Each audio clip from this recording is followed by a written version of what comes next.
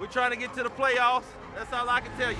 Oh, how the mighty have fallen. Today we bring you a list that no team wants to be on, the worst in-season collapses in NFL history.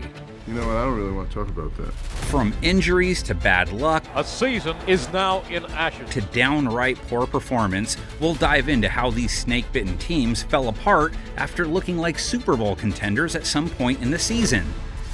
Hey, they just gave us too many chances to not cash in, man. We begin with a more recent collapse, the 2023 Eagles. With a 10-1 start, all was well in the city of brotherly love. That is, until the calendar hit December. One man to beat, he's going to beat him. Touchdown 49ers. and he waves goodbye to the fans in Philly. Philly lost 5 of its last 6 games and went from the top seed in the NFC to a wild card team. Tensions between head coach Nick Sirianni and QB Jalen Hurts over the direction of the offense didn't help. They scored around 7 fewer points per game after the bye, including the playoffs. Hurts is set. Not a good start for this Eagles offense. Defensive coordinator Sean Desai was demoted, yet this unit still failed, allowing over 140 rushing yards per game over their last 9, including the playoffs. This team was only giving up 66 yards in that category before that. That leads us to Philly's playoff embarrassment. Lofted up. Godwin. Touchdown. Tampa Bay. And that'll just about do it. Only 1 year removed from a Super Bowl appearance, not many expected this team to cave in. Imagine starting 11-0 and then losing 5 out of your last 6, including a playoff game to a division rival that hadn't won one in 26 years. 4 interceptions thrown by Roethlisberger tonight. Pittsburgh had a -8 turnover differential over their last 6 games, including that playoff matchup, after boasting a +12 margin in their first 11. Back the other way for Buffalo. 7 of their 10 wins came against teams who finished with losing records in 2020. The Steelers fittingly suffered their first loss of the year to the eventual 7-9 Washington football team. Tipped in the air, and it's intercepted by Washington. They averaged a measly 52 yards on the ground over their last 5 games. To make matters worse, the defense gave up nearly 29 points per game in their last 6, up from 17 in their first 11 matchups. Classic example of peaking too early. Sorry, brother. You're the only reason I wanted to do this, man. Oh, I feel worse for you than me. Mike Tice's 2003 Vikings had Dante Culpepper, Randy Moss, and the #1 total offense in the NFL, yet they tragically collapsed after a 6-0 start. You know what, I don't really want to talk about that. I'll talk about something else, but I don't want to talk about that. What, do I want to rehash we lost? I want to go back to that?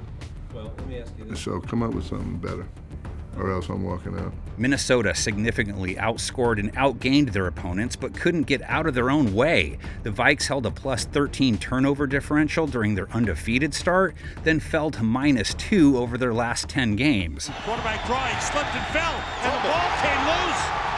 It's a fumble. The Vikings went 3-7 to close out the year as the offense scored nearly a touchdown less a game, while the defense gave up more than 7 points per week. Tice's squad lost to 4 teams that finished 4-12 in 2003. That loss knocked Minnesota out of the playoff race, ending their season at 9-7. I bet you didn't think a Detroit Lions team from the 2000s was good enough in the first place to be capable of collapsing. Rod Marinelli's 2007 Lions were 6-2 through 9 weeks. So what happened in the final 8 games? Ball is loose. Arizona recovers. To add insult to injury, the Lions recorded an abysmal -18 rushing yards in that Week 10 loss. Detroit lost 7 of their final 8 games, limping to a 7-9 record. The Lions accounted for a -9 turnover differential in the back half of the year. The massive drop-off was due largely to Detroit's putrid defense. They allowed the most points in the league in 2007. John Kitna's arm didn't help much either. His 20 picks were tied for most in the NFL. Getting in trouble. Has batted down, intercepted, and going in for a touchdown. The Lions gave up over 32 points per game in their final 8 contests. The skid foreshadowed a group that became the first 0-16 team the following season. The Jets' 2000 campaign began with Bill Belichick immediately resigning as head coach. I've decided to resign as the head coach of the New York Jets. Was it a season doomed from the jump? Not so fast. Al Groh took over and started 6-1, punctuated by this epic comeback. How did he catch that one? I think as usual, the Jets are going to come from behind. You will see. It's going to give them some serious trouble now. Fake to Martin, then a dump, and it is juggled and caught by Jumbo Elliott from 40 yards. Good snap, kick away, Jets win. These Jets won 4 of their first 6 games by 4 points or fewer, but what goes around comes around. They dropped their next 3 by 1 score each, but New York rebounded, and by week 15, they were looking good at 9-4. Then the wheels fell off. The Jets try to tie it. It's no good. It's no good. That Week 16 heartbreaker was followed by a game in which the Jets outgained the Ravens 524 to 142, but lost by 2 touchdowns. What in the world happened? The guy has been there, done that. He's seen it all. Jermaine, 40. This is Jermaine. He's going all the way. Touchdown. On the punt is Tupa again. High kick. And Lewis from the 10. Oh, some big blocks, and here's Lewis. He's going to go all the way again. New York's playoff hopes were dashed with 6 turnovers and a special teams nightmare. Groh couldn't handle another year after that, taking a job with the University of Virginia after the season. Andy Reid's first year in Kansas City started swimmingly with 9 straight wins. However, they only beat 1 team during the winning streak that finished the season above 500. Come week 11, they were sent back down to earth by the high-powered Broncos. And he's throwing on a slant, caught Julius Thomas for the touchdown. The Chiefs went 2-6 in their final 8 games, including the playoffs. Turnovers and defense were the main factors. KC allowed 12.3 points per game before the bye. It turned to nearly 30 points per game after. They fittingly blew a 28-point lead to the Colts in the wild card round, rounding out a brutal late-season collapse. Give it to him again, and he fumbles the ball, and Luck is there to pick it up and go over the goal line. Eric Berry's going to get the hit right there. Ball pops in the air. You can't make this stuff up, folks. With a fresh set of downs. Steps up. Long look, and he's got Hilton for the touchdown.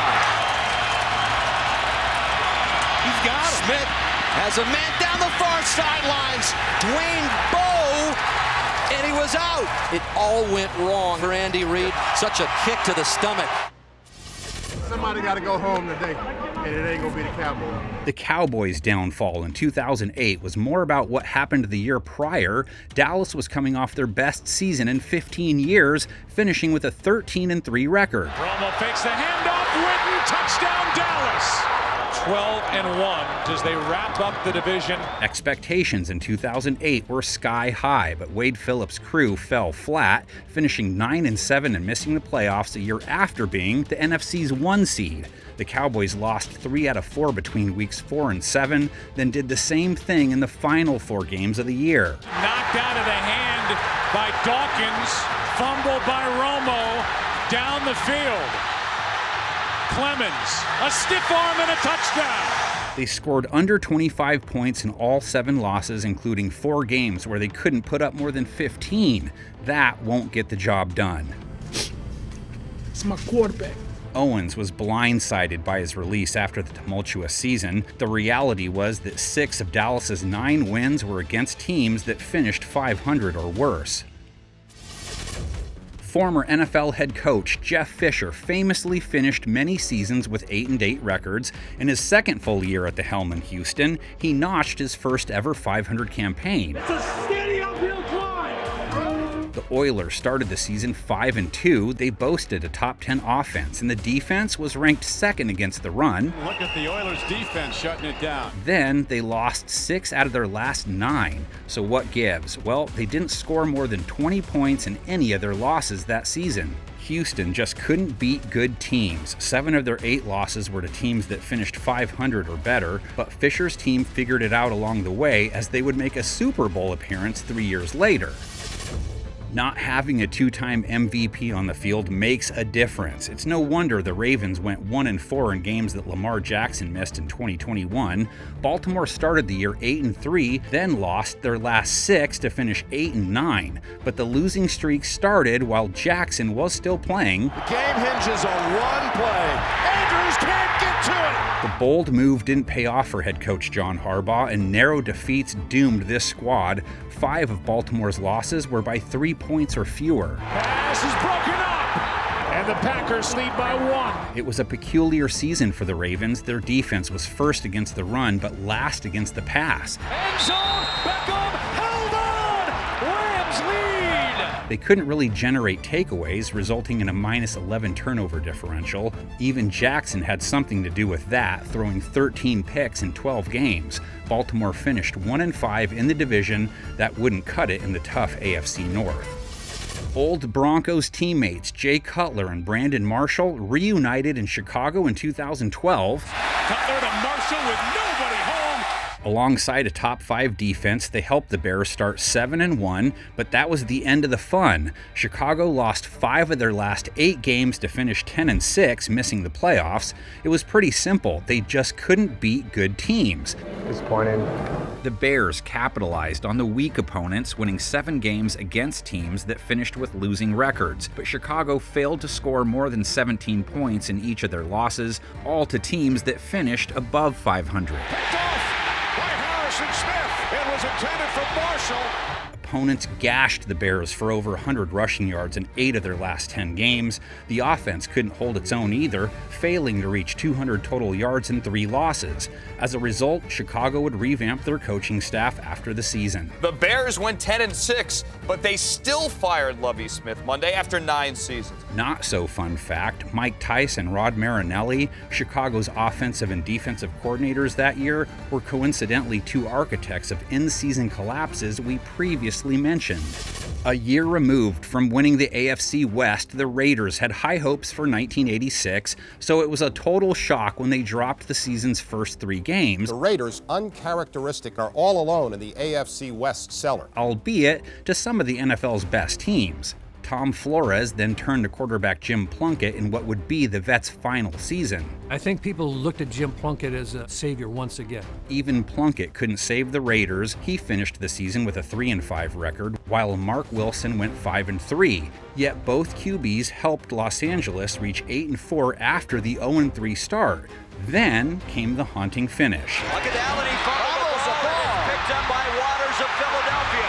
Andre Waters. There's nobody close to him. An equally frustrating Chiefs loss, followed by the Eagles' defeat 2 weeks later. First carry of the game, Marcus Allen fumbles. It tells you right there that even if the star player is folding under pressure, then the entire team is going to collapse with it. Marcus Allen fumbled on 2 of his first 3 touches as the Raiders committed 7 turnovers. They finished with 49, tied for the most in the league that season.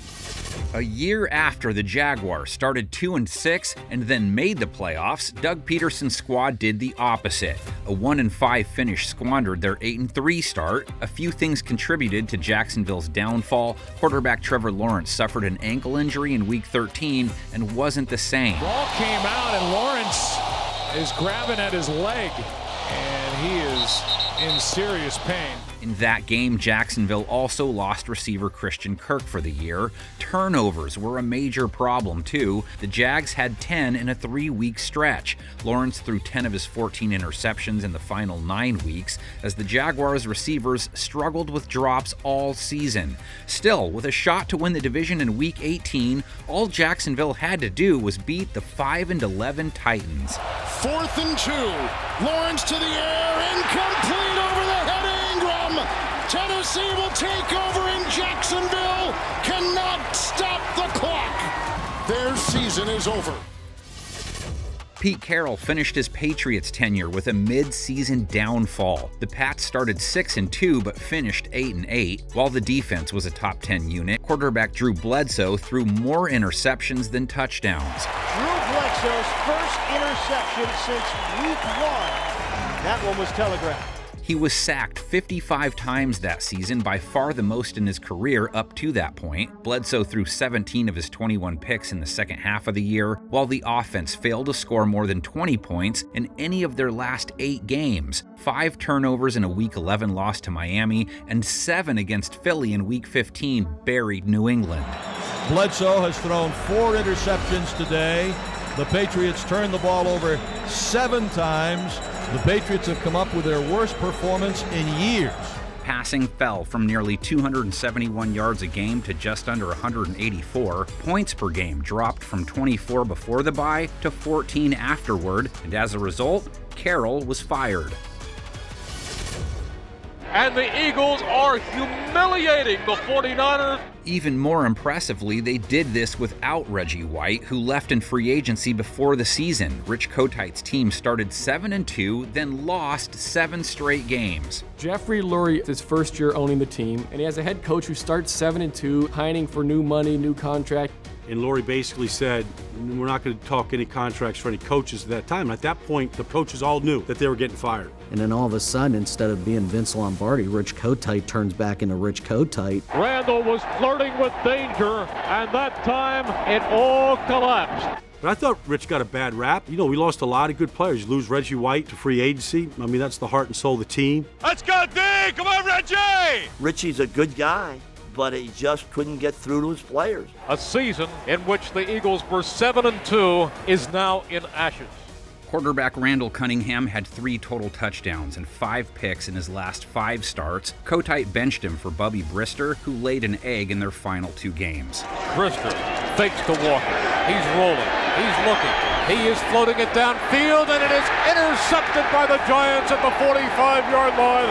And this one is high and not overly deep, and taken by Seidner at the 13. Seidner on his feet at the 35. He fumbles the football, and I think the Giants have it. Oh boy. A crushing defeat at the hands of the New York Giants. Philly's scoring output dropped from over 23 points a game in their first 9 to 14 in their last 7. The defense allowed over 100 rushing yards 6 times during their losing streak. The Super Bowl champion Bucs lost 4 games in 2002, 2 of which were to the Saints. 8 yards deep in this end zone. Punts it away. Saints have pressure. They've got him in the end zone. They've got him. He throws it into the arms of a Saint for a touchdown. One of the most thrilling victories in this team's history.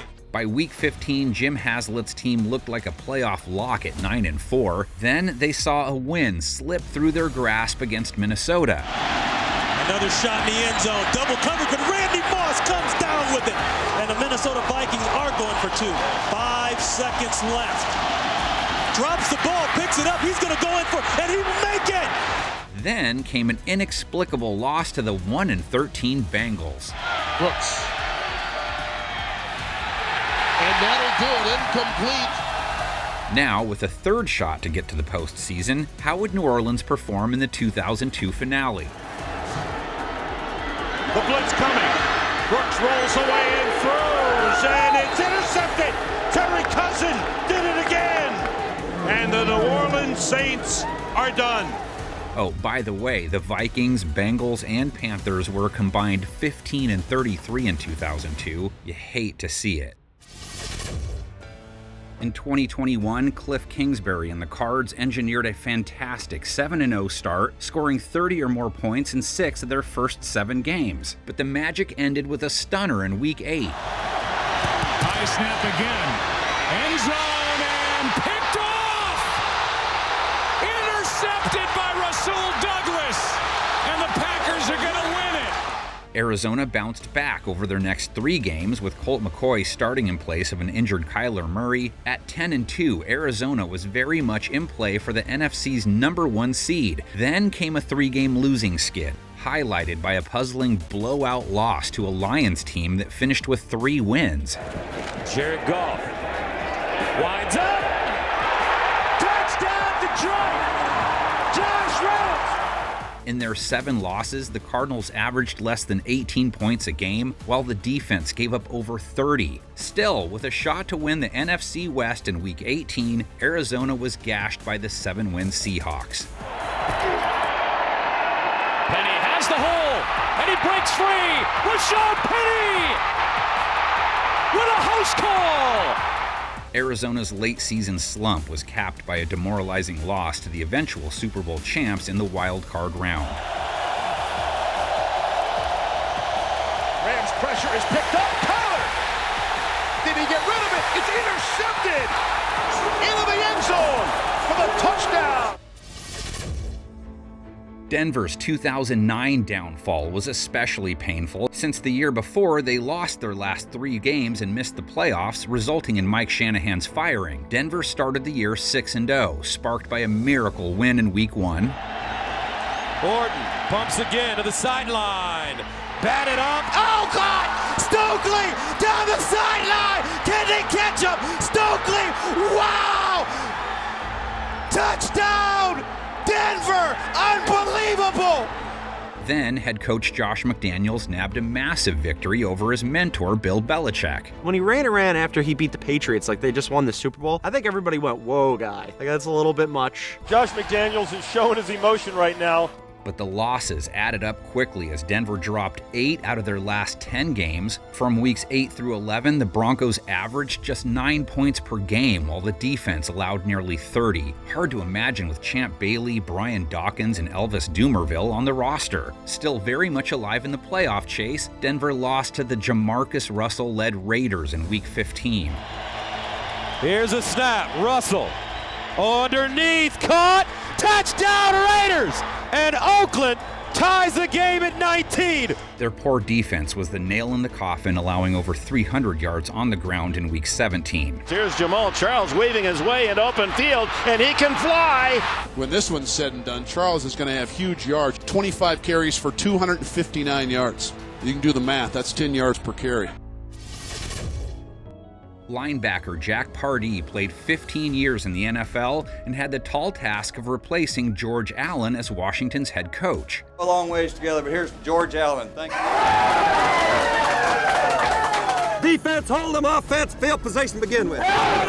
This was Joe Theismann's first season as the full-time starting quarterback at age 29. It was the opportunity I had been looking for. I returned punts my first 2 years. The last 2 I sat 76 and 77. And in 78, Jack Pardee gave me the opportunity to be the starting quarterback, and things started out really well for us. Theismann threw 10 of his 13 touchdowns in the first 6 weeks, leading Washington to a 6-0 start. Then they lost 8 of their final 10 games. The offense sputtered, averaging just over 14 points a game in the last 10 weeks of the season. Their turnover margin plummeted, and their defense was bottom 5 against the run. But the head coach's abilities might have proved to be the most costly. Jack was a player, and the players related to him as a player, not as a head coach. And a lot of the players took advantage of that.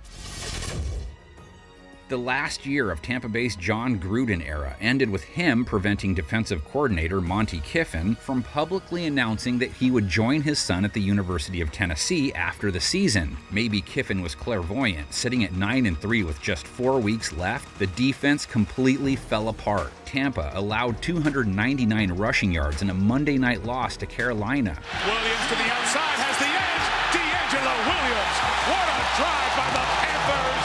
Then 175 rushing yards in another crucial division game against Atlanta. And off to Michael Turner, and Turner inside the 10-yard line. Elam for the win. Snap, spot, kick is away. Right down the chute. The Bucs proceeded to lose the season's last 4 games and missed the playoffs. Bush, good block by Cordell Green. He got by oh, there he goes! Look at this run! Chased by Barber, chased by Buchanan, and he is in for the touchdown! In their last 4 matchups, Tampa allowed nearly 31 points a game, a bitter end to Kiffin's legendary tenure. The 2022 Titans started 7-3, and Lord knows where this offense would be without Derrick Henry's 1,500-yard season. And hands it to Henry. Blockers ahead. Derrick Henry still going. Breaks free. Henry at the 10. 5. Touchdown! The rest of the offense was nowhere to be found, but Tennessee's defense was elite all year, surrendering the fewest rushing yards in the NFL. Then came the collapse. Tennessee lost their last 7 games, failing to score more than 20 points in 6 of those matchups. Tannehill intercepted. Wingard picked it off. Willis looking left, throws, and it's intercepted! The season was capped by a loss to the once 2-6 Jaguars in a de facto AFC South championship. Dobbs is hit from behind. The ball's out. They're calling this a fumble at the moment, and the return by Allen for the touchdown. Jenkins hit Dobbs, and it's a touchdown. That was Josh Dobbs filling in for an injured Ryan Tannehill. Tennessee lost 6 of their last 7 games to playoff teams, and all 7 of their wins came against teams that finished 500 or worse. It's tough to sustain success when you lose Adrian Peterson for the season. And there he was, putting no weight at all on that right leg. Nevertheless, the 2016 Vikings began the year 5-0 thanks to a top 6 defense constructed by Mike Zimmer. And through the first 5 weeks, they recorded 12 takeaways to just 1 turnover. Fake to Henry. Here's the rush, and it's intercepted. Vikings, Eric Kendricks. He'll score. Then came 2 straight losses after their bye week. Offensive coordinator Norv Turner resigned and Pat Shurmur took over. The Peterson injury loomed large, and as a result, Minnesota finished dead last in rushing offense. Late-game losses ultimately doomed the team. Vikings fans wish they could have one of any of these back. Stafford back to pass on 3rd down, passes left, caught Golden Tate at the 15, spins away to the 10, dives to the end zone, and the Detroit Lions have won the game. Here it is, 4th down, and Bradford goes down, and that'll be it. 3rd and 7. They back off the blitz. Bradford's throw is intercepted. It is picked up by Darius Slay. From 40, the kick is good, and the Lions take it here. Bradford looks over the middle, and whoa, where was that? A blow to the helmet of a quarterback, and Sam Bradford begging for it. Tony Corrente did not see it. He said, no, it was to the shoulder pad. The Vikings fell apart in the final 11 games, plummeting to 8-8 and out of the postseason. Unlike the 1982 strike, NFL teams only missed 1 week in '87 thanks to replacement players. Program! Yeah, replacement team programs here. You really need one today. San Diego, one of 3 teams to win all 3 strike games. The replacements helped the Chargers to a 4-1 record, and the regular starters extended that to 8-1. But this team was due for some losses after escaping with 7 one-score wins. Goes on to throw, flushed out of the pocket, throws, intercepted! Picked off by Vincent Glenn at the 50, down to the 45, still on his feet to the 40, 35, cuts inside to the 30, down to the 25-yard line. This will be a 34-yard attempt. It is on the way. The kick is up. The kick is good. San Diego wins on the Vince Abbott overtime field goal. Here's the give. Dickerson trying to come off the right side. Gets to the 5. Fumbles. Right, fumbles the ball down on the goal line. San Diego's got it. Dickerson popped it up at the goal line. This is a team that was getting lucky in some of the most unusual circumstances in NFL history. The Chargers dropped the last 6 games of the year by nearly 17 points per contest. San Diego committed an unfathomable 23 turnovers in that stretch. If your scab team goes 3-0, the least the veterans can do is pick up where they left off. Maybe they should have let the vets on the side, let the replacement guys come back and finish the season. This turmoil arguably sent Dan Fouts and Kellen Winslow into retirement. You run out of the break. I'm running out the break. Tippy towing like a You don't like it, find another damn tight end. In 2018, Cam Newton missed the season's final 2 games. Maybe that was helpful, considering Newton contributed to a -7 turnover differential in the Panthers' final 8 contests. This pass is picked off. It's the 2nd interception for the Tampa Bay Bucs today. From the 44-yard line of Tampa Bay, Newton picked off for the 3rd time. That late-game pick sealed Carolina's 4th consecutive loss after a 6-2 start to the season, but that didn't just happen once. Newton arguably cost Carolina another game in Week 14. And it's intercepted, and the Browns in control. 2 more unfortunate finishes helped push the Panthers out of the playoff picture. 2-point conversion attempt for Carolina. Newton looking, loads of time. He throws incomplete. That was a bad throw by Cam Newton. Kick is on the way. It's got potential, and it is no good. Pushed it to the right. Ouch. for the win. The kick is up. The kick is through. The Seahawks win in Carolina. But the defense contributed to the collapse too, allowing over 160 rushing yards per game in the last 4 contests. Carolina lost 7 of their final 8 and went 2-4 in division games. Jumping out to an 8-3 record, Brett Favre and the Jets demolished the eventual NFC champs and the 10-0 Titans. You're a Jet fan, they're 8-3, you're pumped up.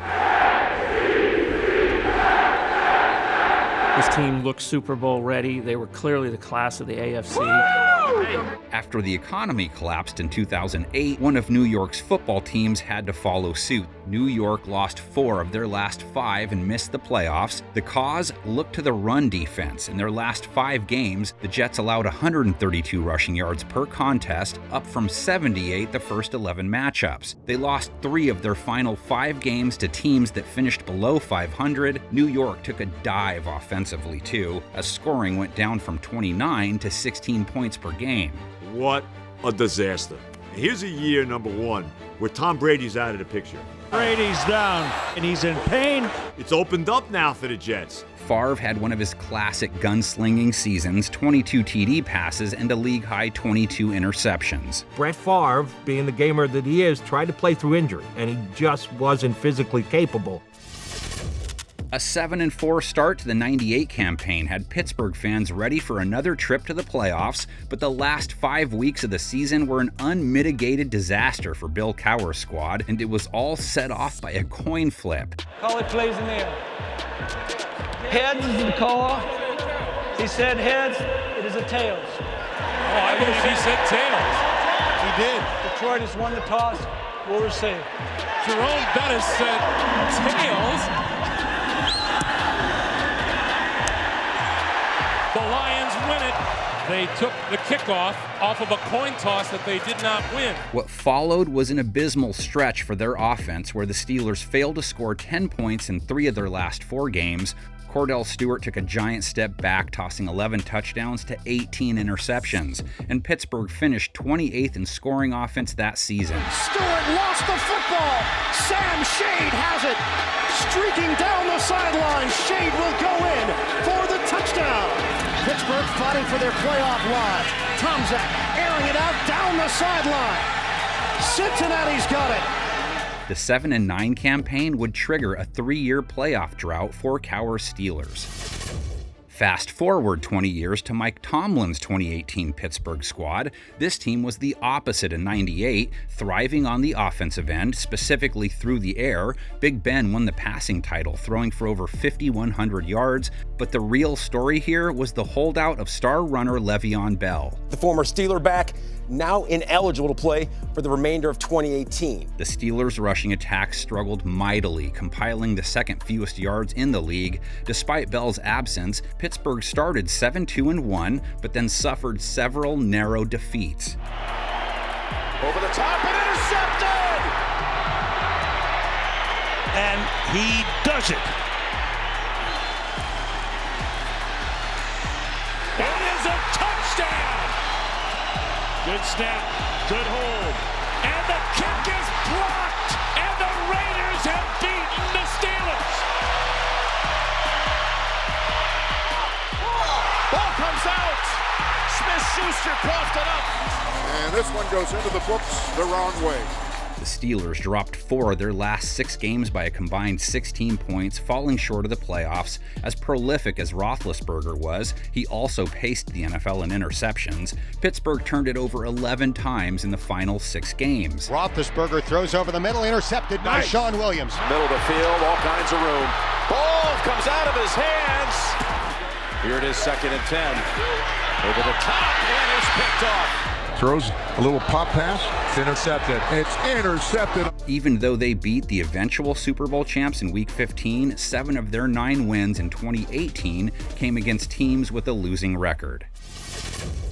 In 2000, future Hall of Famers Deion Sanders, Bruce Smith, and Andre Reed joined Champ Bailey, LeVar Arrington, and Darrell Green in Washington. This dream team started hot at 6-2, beating both Super Bowl participants that year. Collins down the middle, knocked away and picked off by Sanders.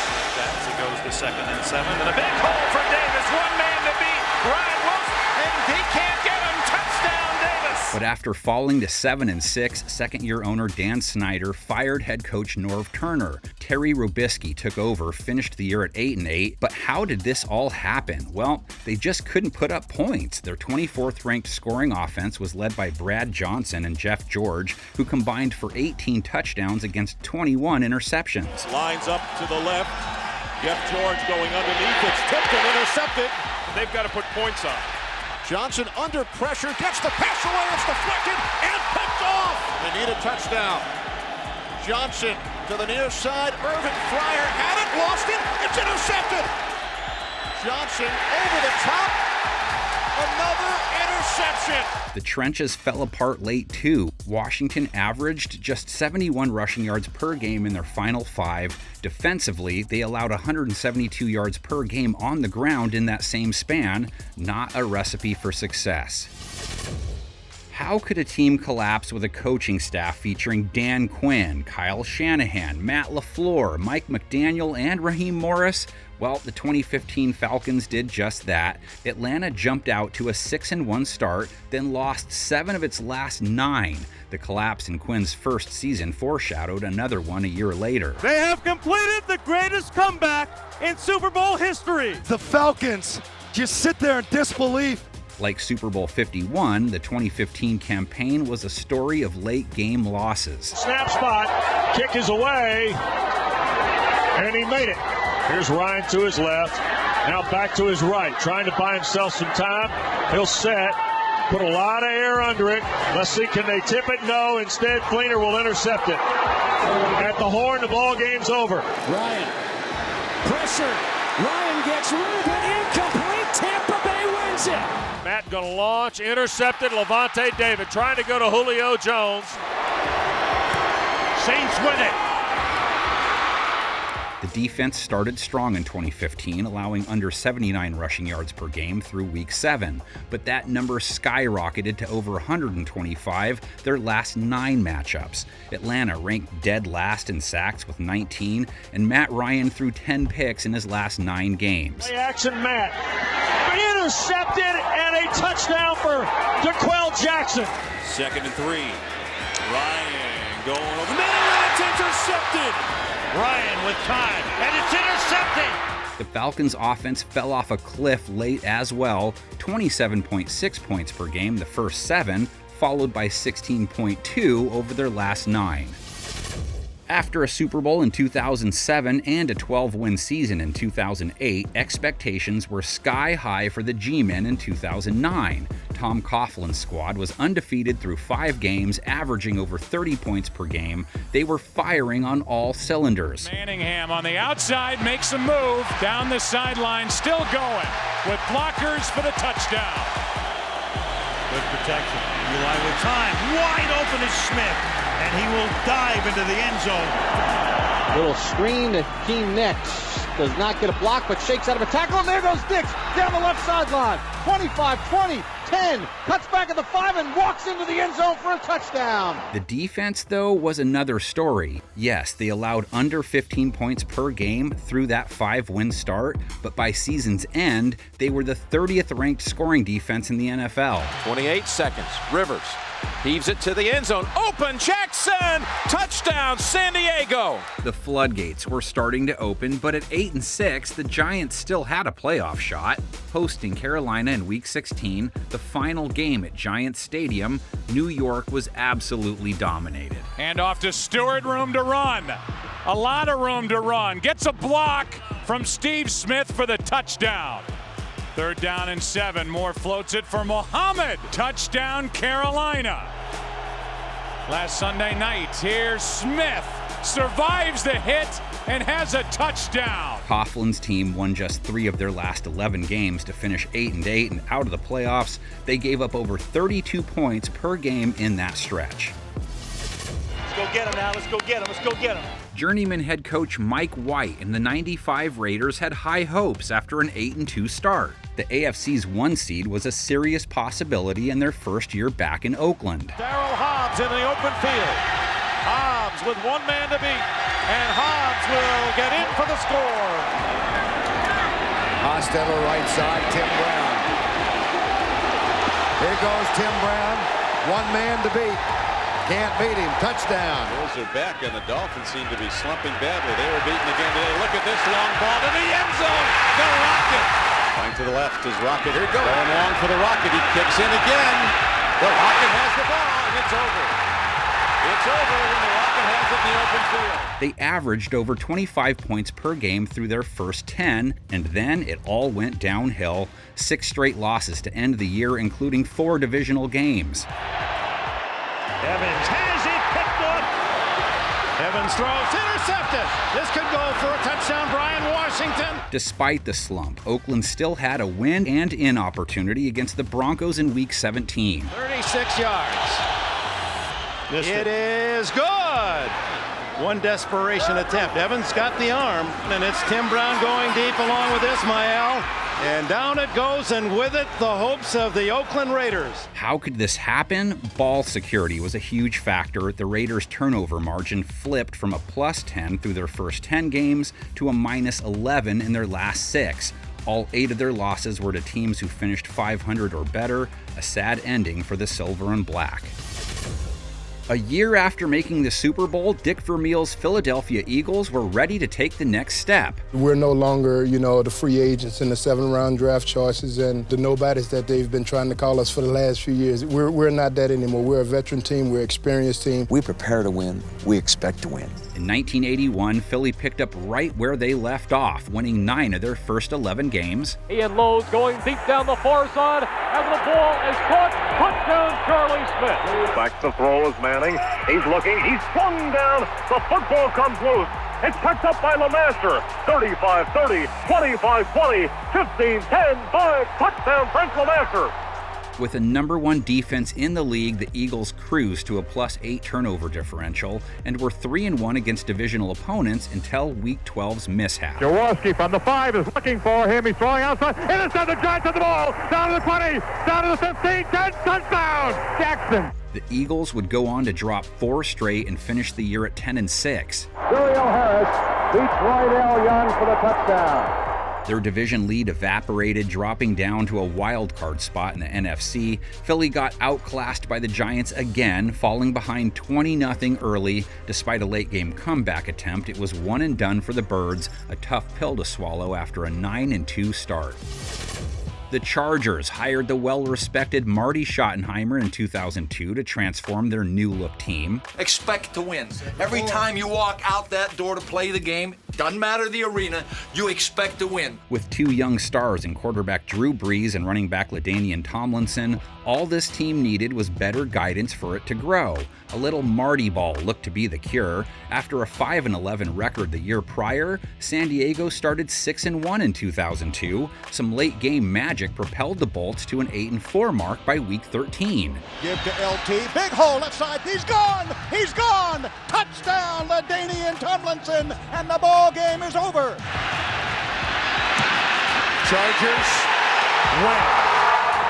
Oh, this is going to be a 27-yarder, snap down. Kick is up. It's over! It's over! The San Diego Chargers win the game! But this inexperienced San Diego team failed to close, leading to an 8-8 finish. Bolger throwing on the right! Touchdown! Breeze pumping, looks backside. Intercepted. And that's it. What a rally. Bledsoe, handoff, Henry, cuts it to the outside. Travis Henry down the sideline. They get it down inside. And it's gone. Breeze pumps underneath. It's caught. Caldwell loses it. The Chiefs have it. And that should do it. It's up. It's good. The Seattle Seahawks have beaten the San Diego Chargers in overtime. After their 6-1 start, the Chargers surrendered nearly 430 yards per game and over 27 points. We discussed Norv Turner's 2000 Redskins earlier, but his first collapse in Washington came in 1996. They began the year 7-1, running the ball at an extremely high level. Split wide to the left. Now this is Terry Allen. Inside the 20, and he's going to score. Terry Allen scored 13 touchdowns and averaged over 100 rushing yards in their first 8 games. But the ground game started to regress, and Washington went 2-6 in their final 8 games, losing a few in heartbreaking fashion. Snap down, and this one is good, and Arizona has won the game. 28-yard kick officially. The hold is good. The kick is up. It's long enough. It's good. It's all over. 49ers win in overtime. Good snap, good hold, good kick. The Redskins season is over. It didn't help that Gus Frerotte only threw 12 touchdowns on the year, tied for the lowest among full-time starters that season. Good protection for Frerotte, and the pass is intercepted. Frerotte, the ball batted down, recovered momentarily by the Redskins. Frerotte back to throw, the blitz is on. Frerotte chased again, Tolbert takes him down. Ironically, their rush defense was one of the worst in the NFL, and overall, Washington allowed over 10 more points per game after the halfway point. The 2022 Jets draft class was among the best we've ever seen. I want to thank the Jets organization for, taking a chance on me, allowing me to be a part of the defense. It's an honor to be here with y'all, and to go home with an award, this is a blessing, and I'm so thankful. Garrett Wilson, Sauce Gardner both won Rookie of the Year, and running back Breece Hall looked like a stud through 7 weeks before tearing his ACL. And that's when things started to fall apart for the once 7-4 Jets. After a monster win against the vaunted Bills in Week 9, this happened. Here he goes! He's gonna try to beat the punter! He does! He's gone! And that is a touchdown! The way this game is gone, and that's how this thing's going to finish. The offense struggled mightily, with 3 different quarterbacks combining to throw for just 14 touchdowns. From weeks 4 to 7, New York recorded only 2 passing touchdowns, with 1 thrown by a wide receiver. The defense was outstanding all year, 4th best in the NFL, but even they couldn't overcome the tidal wave that was the final 7 weeks of that season. From 58 yards away, Zerline's kick. No good! The Lions hold on! From 50 yards out of the hold of Morstead.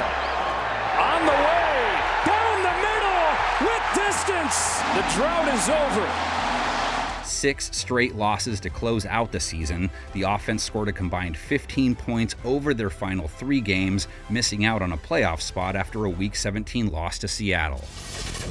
Don Shula, the winningest coach in NFL history, but he also owns an improbable in-season collapse. To be fair, he didn't have Dan Marino for their final 11 games due to an Achilles injury. There could be something critically wrong with Dan Marino. He is in pain. Now the backup has to step up. Scott Mitchell. Direct snap to Mitchell, steps up, throws deep over the middle, he's got Kirby! Nevertheless, this team reached unprecedented heights. This is the only team that has ever started 9-2. And did not reach the playoffs. Coach Shula being mobbed as he becomes the all-time winningest coach in the history of the National Football League, breaking the record of the immortal George Halas. At the end of the year, I want this record to be in a year that the team won the Super Bowl. Before Miami lost the final 5 games and missed the playoffs, the football gods granted them one more gift. Doug Peterson to hold. Blocked. The Cowboys will win. Wait a minute. Will was in the end zone. No one covered it, and Miami did. It's Leon left. Here it is, sets it down, kick is up. It's gone, and the Dolphins win the ball game. After that lucky win, the defense went from allowing under 17 points a game to 33. Miami also surrendered an unbelievable 14 turnovers in the final 5 games. Throwing again to the sideline, and it's picked off over there by Woodson. Woodson running down the field. A once promising campaign was doomed by a fitting season finale. A Miami win or a Dolphin tie today gets Miami into the playoffs. Mitchell looks. Starts to run it. He throws it. It's caught. They rule he's out of bounds. If they had instant replay, we'd have won the game because we caught the ball in the end zone. Mark Ingram caught it. He was in. It was a touchdown. Bledsoe, long ball. Man is open. Timpson, touchdown. It's over. My guess is he'll remember it as the year that they collapsed. He's not going to remember it as the year he set the record.